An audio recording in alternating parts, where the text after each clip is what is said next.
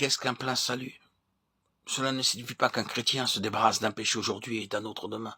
Un plein salut signifie accepter un Christ entier. Ayant un tel Christ, nous avons un plein salut. Le chrétien le plus difficile à être aidé est celui dont ses yeux ne voient pas Christ. Ce qu'il voit, c'est soit le bien, soit le mal en lui. Il concentre son attention sur un certain péché en lui, ou sur les tracas que peuvent lui occasionner certaines personnes, ou sur l'attirance d'une chose particulière. À cause de cela, il se lamente, il se hait et pense à la manière de vaincre. Ceci est une grande erreur, car Dieu ne nous a pas appelés à surmonter une chose après l'autre, ni à accomplir une bonne action après l'autre. Il nous demande à la place d'accepter un Christ entier. Par exemple, un enfant aime les fruits. Aujourd'hui, il voudrait manger des poires. Alors, il va chez le marchand de fruits en acheter. Demain, il désire manger une poire ou une pêche. Il va de nouveau en acheter. Plus tard, il découvre que son père est le propriétaire du verger et qu'il lui donne ce verger. Après cela, vu que tous ces fruits lui appartiennent maintenant, toute la situation a changé. D'une manière semblable, nous, chrétiens, nous pensons faire une chose aujourd'hui et une autre demain. Aujourd'hui, nous avons besoin de patience, demain d'amour. Nous sommes comme cet enfant qui achète des poires aujourd'hui et des pommes ou des pêches demain. Pourtant, Dieu nous invite à accepter un Christ entier.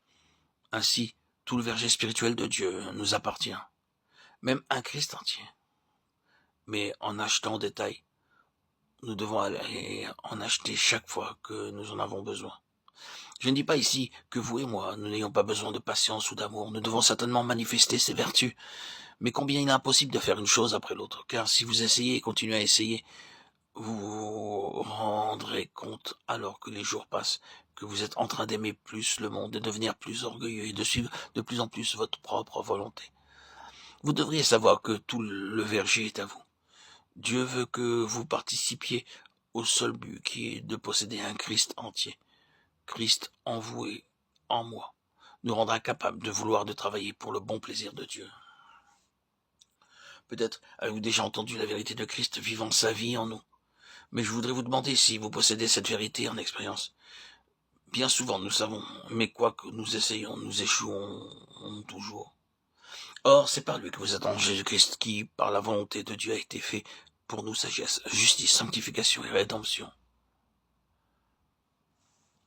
1 Corinthiens 1:30. Si nous lisons ce verset lentement et avec plus d'attention, nous verrons facilement qu'au moment où nous sommes sauvés, Dieu fait de Christ notre justice personnelle et notre sanctification personnelle. La réponse est Christ. Qu'est-ce que la victoire? C'est Christ. Quiconque est capable de répondre de cette façon a trouvé le secret.